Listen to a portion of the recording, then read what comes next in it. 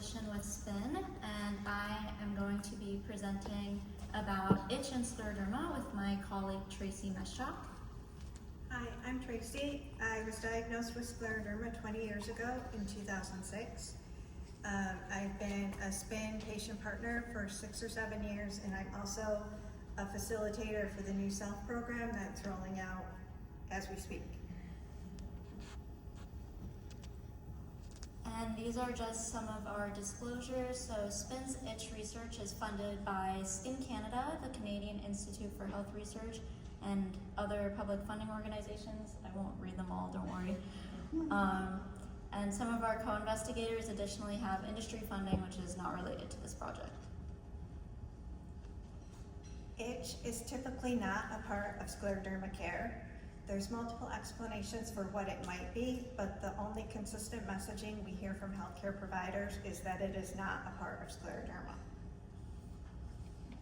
So we did a review of studies on itch and scleroderma, and we found that it's not surprising that there's not much from healthcare providers, since there are only a few very small studies that have been done on itch and scleroderma. In major scleroderma reviews and guidelines, it's only mentioned in passing if it's mentioned at all, so it's not even recognized as a symptom of scleroderma in a lot of literature. Additionally, if you do have a doctor that believes itch is part of scleroderma, they believe it's only found in the early stages of the disease, but because there's a lack of research, there's really nothing to support that evidentiary-wise. I was a part of the SPIN Pain Patient Advisory Team, and some of us questioned, me included, why we hadn't done a similar study on itch. So with some encouragement from our patient partners, we decided to set up a study to investigate itch and scleroderma. So we had two aims. One was to identify characteristics linked to itch and scleroderma, and then the other was to determine how itch changes over time from disease onset in scleroderma. So for those healthcare providers that believe that itch is only a part of scleroderma in early stages of the disease, is this actually true? So we tried to find out. We included people from the SPIN cohort. The SPIN cohort, if you're not familiar with it, are people with scleroderma that are recruited exclusively from scleroderma specialty centers in 7 countries. At the time of enrollment, their healthcare provider will provide some medical information such as age, sex, and disease duration. And then once the patient is enrolled in the cohort, they're asked to fill out online surveys every 3 months. So from 2014 to 2020, these online surveys included a question about itch. It was just a simple single item which asked, in the past week, how severe was your itch? From 0 being not severe at all to 10 being unbearable. And I won't get into the specifics of the fancy analysis methods, but we found that there are a large number of people with scleroderma who don't have itch. So we wanted to separate out 2 separate things. The first being whether there are differences in people who have itch and those who do not have any itch. And the second being, among those with itch, how severe their itch was. So you can think, did they have itch above 0, yes or no? And then for those who had itch greater than 0, how severe was it from 1 to 10? And this measure has been used a lot in itch research for other diseases, and a meaningful change in itch severity on this measure is a 3 to 4 point change. So 3-point increase or decrease would mean that your itch has gotten significantly worse or better. We looked at factors associated with itch. Some of the characteristics we looked at included sociodemographic information, lifestyle characteristics, scleroderma symptoms, and overlap syndromes. The screen shows some of the characteristics in each of these categories. So the other thing that we looked at was how itch changes over time. So we wanted to investigate how itch changes over the amount of time someone has scleroderma, but we also wanted to account for age in this. So in the general population, itch tends to increase with age. This can be related to different conditions that people develop as they get older, or even medications that people start taking as they get older. But we wanted to separate out the effects of aging on itch from the effects of disease progression. So the way we did that was by setting up separate effects for disease onset age and time since disease onset. So we could look at both of those things. The study found the characteristics associated with itch being present are lower education, non-white race, higher body mass index, stomach and intestinal issues, and salt and pepper skin. Additionally, higher body mass index along with the salt and pepper skin are associated with itch severity.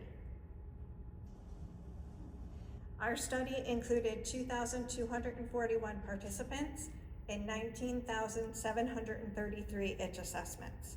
The participants consisted of 87% female, 80% white, 11 years of disease duration at time of enrollment, and an average age of 55 years at time of enrollment. The characteristics of the SPIN cohort are very similar to cohorts found at other specialty centers. So these were the results of how itch changed over time with the disease. So on the left, you can see the percentage of participants with itch versus the amount of time they had the disease. So this was 35 to 37% of people had itch at all times since disease onset. And as you can see from the graph, it's basically flat. So how common itch is does not decrease based on how long someone has the disease.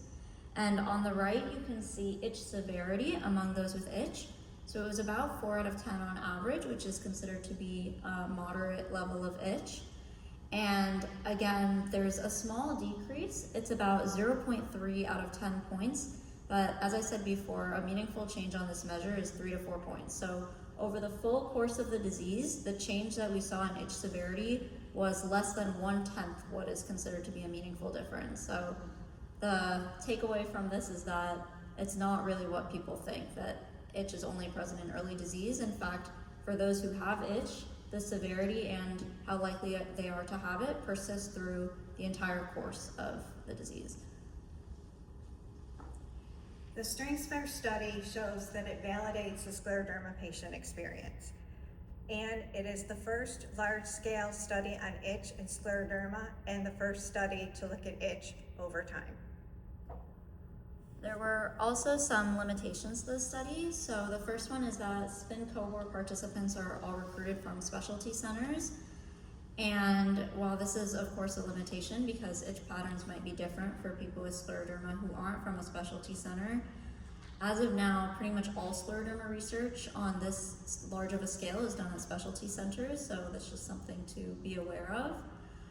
Additionally, these results are all average, so we don't know that the factors we found to be associated with itch are the same for everyone, and we saw that on average, how likely someone to have itch is and how severe it is does not change with disease duration, but there might be individual patterns within that average that are different. So some people might have itch increase over the course of their disease, some people might have it decrease, and some people might have it persist throughout their whole disease duration, but on average, there's no change.